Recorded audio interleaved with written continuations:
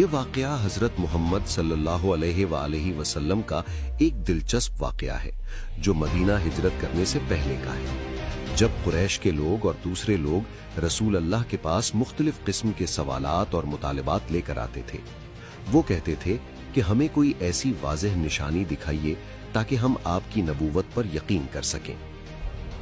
ہمیں کوئی ایسی بات بتا دیں جس سے ہم آپ پر یقین کریں۔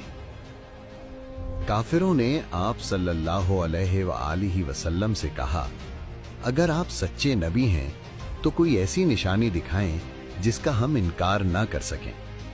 یہ سوال ایمان لانے کے لیے نہیں تھا، آپ کو آزمانے کی کوشش کر رہے تھے کہ کیا آپ یہ کام کر سکتے ہیں یا نہیں۔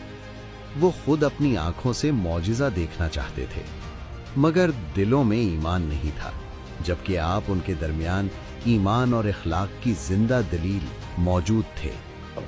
محمد سچا نہیں ہے، وہ کوئی نشانی نہیں دکھا سکتا۔ آپ نے اللہ تعالیٰ سے قوم کے لیے رحمت اور ہدایت دینے کی دعا کی۔ پھر آپ نے اللہ تعالیٰ سے ایسی واضح نشانی مانگی جو پوری قوم تک ہر دیکھنے والی آنکھ پر ظاہر ہو جائے، تاکہ لوگوں کو معلوم ہو کہ یہ اللہ کی وحدانیت کی نشانی ہے، نہ کہ کوئی جادو۔ آپ صلی اللہ علیہ وآلہ وسلم نے اللہ تعالیٰ کے حکم سے اپنا مبارک ہاتھ اٹھا کر چاند کی طرف اشارہ فرمایا، اور پھر لوگوں نے وہ دیکھا جو ان کے گمان میں نہیں تھا۔ اللہ کے حکم سے چاند کے بالکل دو ٹکڑے ہو گئے، ایک ٹکڑا ایک طرف اور دوسرا دوسری طرف نظر آنے لگا۔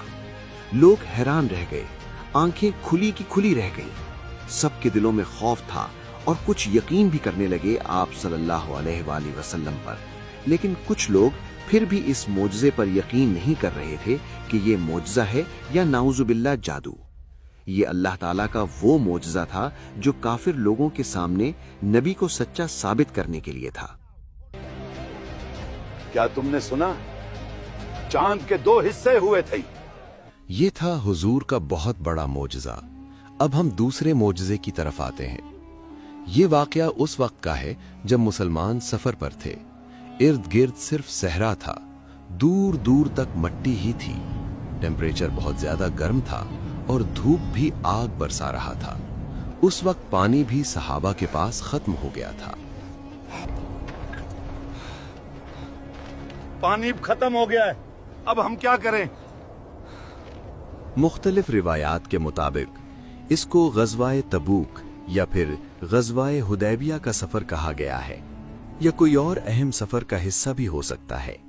مختلف جگہوں پر سفر کا نام الگ الگ ہے، لیکن اصل بات پر سب روایات متفق ہیں کہ اس وقت لوگوں کے پاس پانی ختم ہو گیا تھا، کیونکہ وہاں سارا صحرا تھا، نہ پانی نہ کچھ اور۔ سفر بہت دور کا تھا، ہونٹ سوکھنے لگے تھے اور پیاس بھی سب کو بہت لگ رہی تھی۔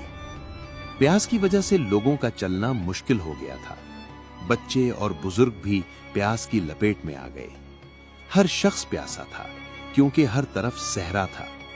سب کی نظر رسول اللہ پہ تھی، کیونکہ یہی شخصیت کچھ کر سکتی ہے، کیونکہ جہاں مشکلات بڑھ جائیں وہاں سے اللہ کی مدد شروع ہوتی ہے۔ تم لوگ مت گھبراؤ، اللہ پہ بھروسہ رکھو۔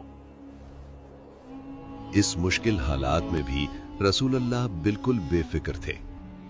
آپ کو کسی چیز کی پریشانی نہیں تھی، کیونکہ آپ صلی اللہ علیہ وآلہ وسلم کو اللہ پر پورا بھروسہ تھا۔ آپ نے صحابہ سے فرمایا، کوئی ایسا برتن لے آؤ جس میں تھوڑا سا پانی ہو۔ صحابہ نے کسی برتن میں تھوڑے سے پانی کا انتظام کیا اور رسول اللہ کے پاس برتن لایا گیا۔ رسول اللہ نے اپنا مبارک ہاتھ اس برتن میں رکھا تو سارے لوگ خاموشی سے حیرت کی نگاہ سے دیکھ رہے تھے۔ رسول اللہ یہ کیا کر رہے ہیں؟ اور پھر دیکھتے ہی دیکھتے آپ صلی اللہ علیہ وآلہ وسلم کی مبارک انگلیوں کے درمیان سے پانی بہنا شروع ہو گیا۔ ایسا لگ رہا تھا جیسے چشمے سے پانی نکل رہا ہو۔ صحابہ یہ دیکھ کر حیران ہو گئے، انہیں اپنے آپ پر یقین نہیں آ رہا تھا، کیونکہ یہ کوئی خواب نہیں، بالکل ان کے سامنے حقیقت تھی۔ लोगों ने इससे अपनी प्यास बुझाई और पानी की कमी खत्म हो गई। जो कुछ देर पहले प्यास की शिद्दत थी, वो अब बिल्कुल खत्म हो गई। या अल्लाह, तेरे शुक्रगुजार है। मशहूर रिवायात के मुताबिक इस सफर में 300 या इससे ज्यादा लोग मौजूद थे। अल्लाह ताला कुरान में फरमाते हैं, मौजिज़ात अल्लाह के हुक्म से होते हैं। जो दिल से यकीन करता है उसका ईमान बढ़ जाता है, और जो शक करता है उसके लिए ये अल्लाह की निशानी है।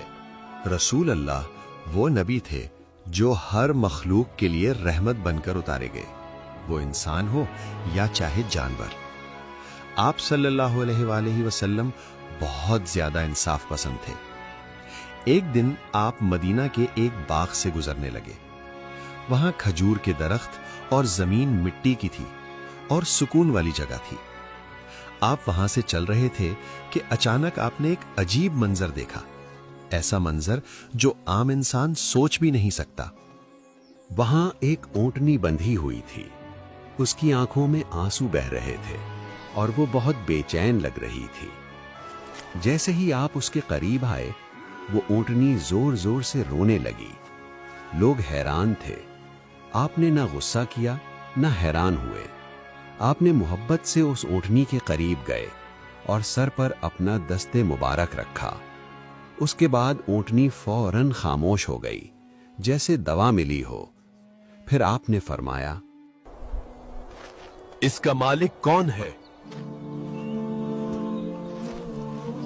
एक आदमी आपके पास आया और कहने लगा, या रसूल अल्लाह, ये मेरी ऊंटनी है, आप क्यों पूछ रहे हैं? उस वक्त नबी ने वो बात फरमाई उस आदमी से जो अब भी हमारे लिए वो बात नसीहत है। आपने फरमाया, ए अल्लाह के बंदे, तुम अल्लाह से नहीं डरते बेजुबान जानवर के हुकूक में?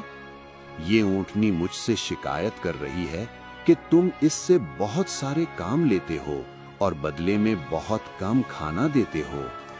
ये बात सुनकर लोगों की आंखें भर आईं। बेजुबान जानवर को इतना दर्द दिया गया था।